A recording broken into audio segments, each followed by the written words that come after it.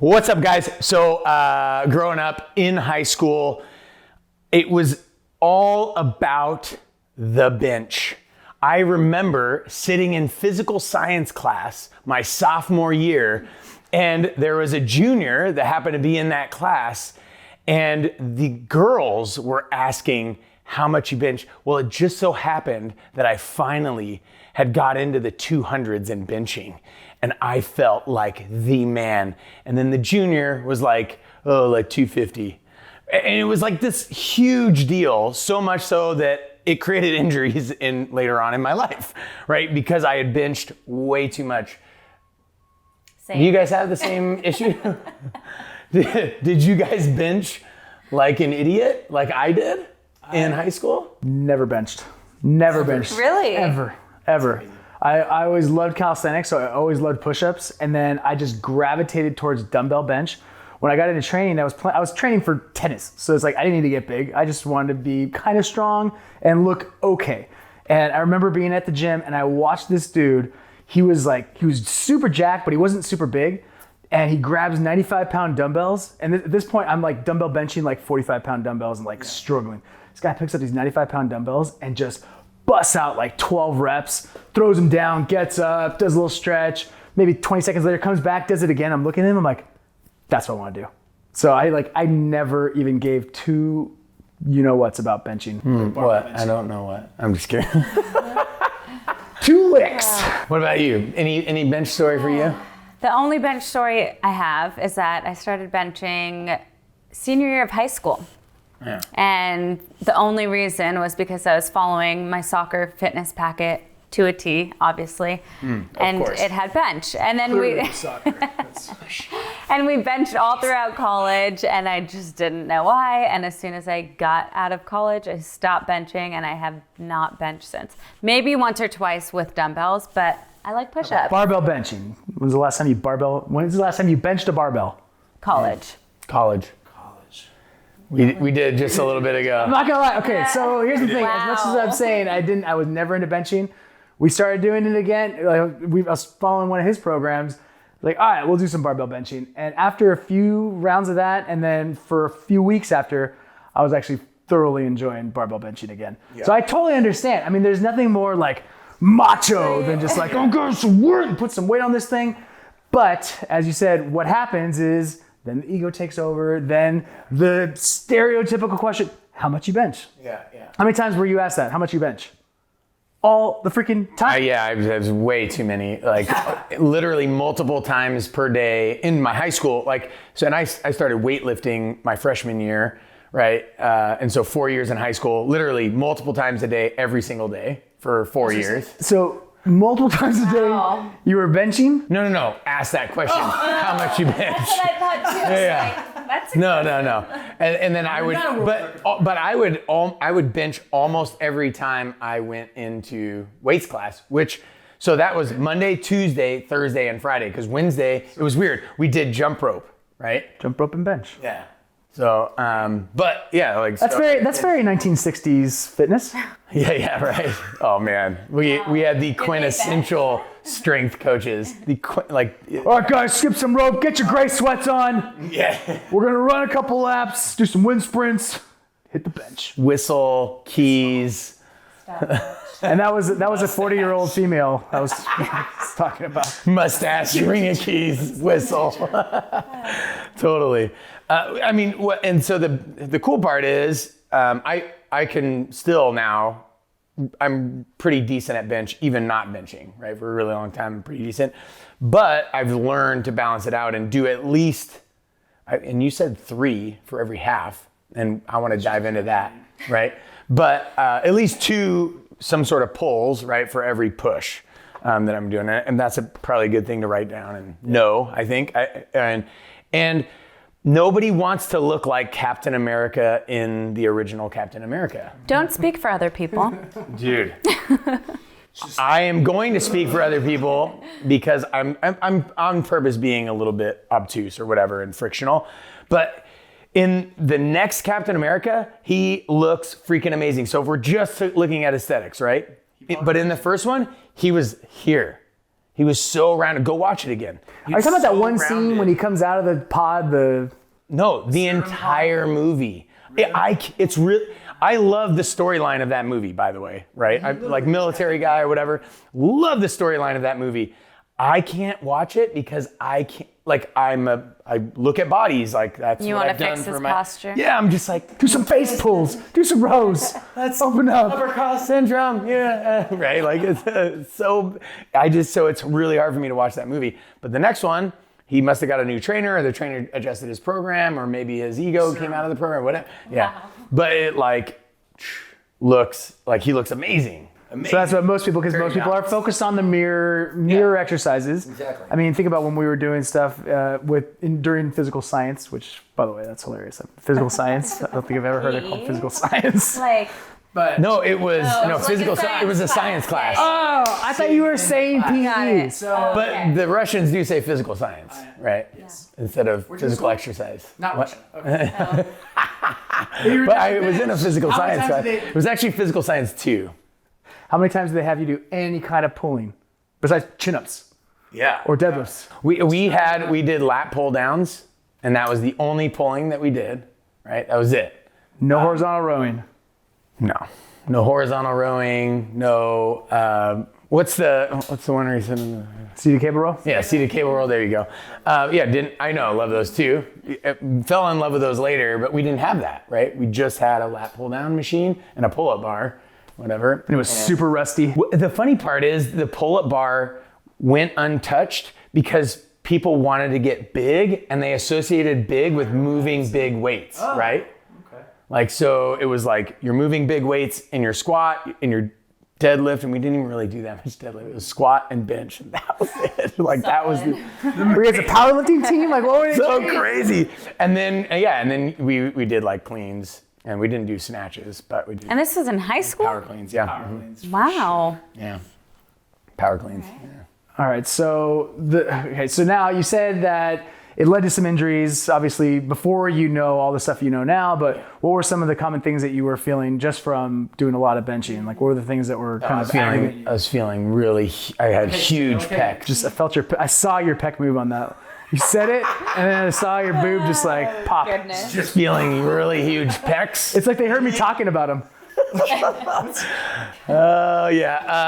No, I mean, just my shoulder, like, could really only, like, I would always feel injured while I was benching, and then my shoulder would continue to feel injured literally doing anything else. It was just like so, well, and that's the thing is, like, if you have an asymmetry, right, it's not if you get injured, it's when, right? If it's that pervasive, if it's that radical, like in terms of a difference. And so if your it makes sense now, but if your front side is like so overbuilt and your backside can't compensate at all for it, like, of course my shoulder was experiencing pain, but I would just experience pain like literally all over in either shoulder. And so I never got it diagnosed. I never got an MRI because honestly, I didn't want to see it. Like, I literally recently just got an MRI of my cervical spine and my T-spine. This was like 2 years ago. And there was so much previous damage that the orthopedic surgeon was telling me about, right? That I should have gotten MRIs before, that I just never, like, I had literally a vertebral fracture. And he's like, that must have happened 3 to 6 years ago. I was like, oh yeah, it's exactly 6 years ago. And right, and that's the way I was with my shoulders. I just don't want to see it because I don't want to know. I just rather pretend that it's okay. Yeah. Well, not even push through. Just pretend that it's okay, or wait and or when the pain went down, exactly. Then you're like, okay, and then go back to it. It's fine now. All right, time for some benching. So I can, because I had this love affair with that brick wall. I just wanted to run into it again. You know, your head can only take so many hits, man. I think this is pretty normal for. No, it really is. That's why we're talking about it, because this is the norm. I mean, you know, for most guys, that's what they did. It was, how can I bench? How can I bench? So now, you know, take it to someone like me who didn't bench, or someone who still does enjoy benching. As long as you balance it out, like, you can absolutely incorporate the barbell bench, but just to lose this like love affair with an exercise, assuming you're not a competitive powerlifter, you don't need to do this thing all the time. That's one thing. You don't need to do it every week. You don't need to chase numbers. Don't chase numbers. If you're chasing numbers, at some point It's only a matter of time before you get. Well, it's like chasing the W, right? You're always on purpose, like trying to not cross the line, but okay if you cross the line as long as you can get the W on the scoreboard, right? Exactly. And so that's chasing numbers. It's like it's not if you get injured, it's win. It doesn't matter. Yeah. You'll do it at any cost. All right, so great chat, y'all. So speak some sense into this. Bring some of that feminine energy to speak some sense and harmonize. Like obviously, so you do 3 pulls for every push, but there's a reason for 0.5. Okay, well here's the this thing. half range of motion. Yeah, just little baby push-ups. I'm always like this, and this is my own personal experience. Yeah. And so adding in more pushing exercises. Couch, computer, car, cell phone. Yeah. Got you down. Captain America. Really, that's all. Yeah, that's what it is. Yeah. That's the movement. Captain protocol. America syndrome. Yeah. Seriously. Well, and so to that point, our bodies adapt to the input that we put into it, the stress that we put. So if the stress is couch, computer, car, cell phone, that's what it's adapting to. So when I'm training, I'm trying to oppose that. Yeah, I like that. And is it enough? Debatable. I would say I get better? to be more consistent with it. Yeah. Is it getting better though? Were you more kyphotic for and sure. rounded? Yeah. And now you're less, and so it's slowly adapting. What was like the key time when you noticed it, or maybe it was like you watched a video, or maybe a coach told you something, and then that just changed the trajectory of your training? Training. That's a great question. I don't think I have like a specific. I want to know exactly. This was the moment. It was just like, oh, I don't have to do this anymore. I can create my own program. Yeah. And here's what I would want it to be. And then just being able to justify it because here's where I'm at. And those are my understanding goals. the body and what I wanted to do with my body. And that's really the transition that transpired. Backflips, is that? Yeah, that's, give me 10 years-ish. Barbell backflips. At least now they have like different grips for the barbell, so. I mean, that's another thing, like more so when you were, because I really wasn't in the weight room as much, but you had a barbell. Now you've got Swiss bars, now you've got... Yeah, that was 1996 in North Idaho, so we were already 10 years You had bars from the 50s. So now you have so many options, so that like you're really not limited by anything. You can absolutely incorporate neutral grip, something else, and you can even kind of chase numbers with some of those bars, and that's going to be so much more ergonomical for your shoulders. It's going to be so much better, and still get the same benefit, and still get to tell someone how much you bench. Yeah. Because that's really all it's about. That's what it's all about. Really how much you bench? How much you bench? What I thought was already like pretty bad in high school only got worse in the Marine Corps. Well, you kind of went. But the cool part of the Marine Corps is, we were training so much, deployment, whatever. And so you just didn't have enough time to F yourself up in the gym as much because you were constantly out in the field and doing all sorts of other training. And so you're just trying to, rep out some calisthenics and do rucks and, totally other exercises and still doing it in a stupid, immature, way too masculine, ego-driven way. But. So what would be, for you, the kettlebell version of that, of what you bench? Like in the kettlebell world, being a kettlebell sport person, I know for me, not kettlebell sport, the snatch. What do you say? I've literally been asked that, what can you snatch? What can you snatch? Can you snatch a 48K? Like that's the question that pops up. Can you? So, yes, but. So the kettlebell sport world, I think it goes, and the Russians have done a great job and maybe over structuralized it or whatever, but they've done a great job of structuring it. So it's like, are you CMS? Are you MS? Right? And that kind of denotes a certain number. But then also it's like, do you lift pro, which is like 32 kilograms, right? For the guys. Already weak. Yeah.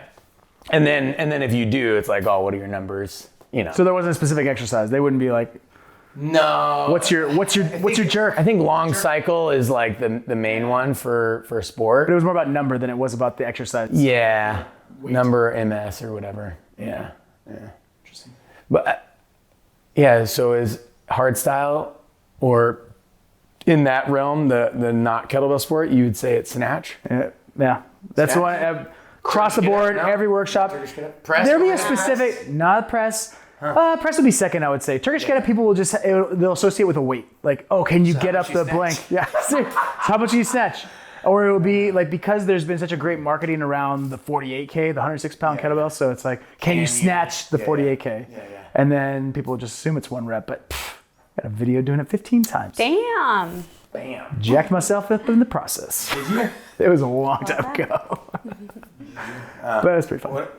What about in the female fitness realm? No, not soccer world, but like, do you get asked something compared, or is it?